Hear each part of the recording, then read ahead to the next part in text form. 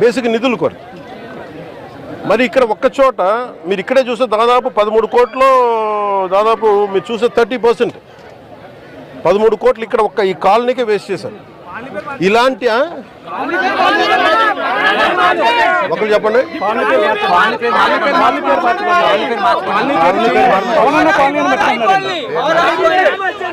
ఇది కాలనీ పేరు మార్చుకోవడం మీరు అందరూ కోరుకొని,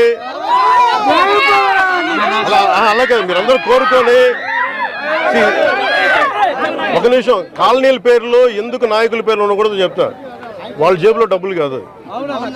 అందుకని మనం చేయాల్సింది ఏంటంటే నేల కోసం పనిచేసిన నాయకుల పేర్లు పెడితే మంచిది. అదే మన జాతీయ నాయకులు చాలా మంది ఉన్నారు, రాష్ట్ర స్థాయి నాయకులు ఉన్నారు, పిఠాపురం మహారాజు గారు ఉన్నారు. అలాంటి గొప్ప మహానుభావుల పేర్లు పెడితే మంచిది. మేము నిజంగా అలాంటివి కోరుకుంటాం. రీటెండరింగ్ పేరుతో మొత్తం కూడా సుద్దగడ్డ కావచ్చు, ఏలేరు కావచ్చు, రీటెండరింగ్ పేరుతో ఆగిపోయిన పరిస్థితి.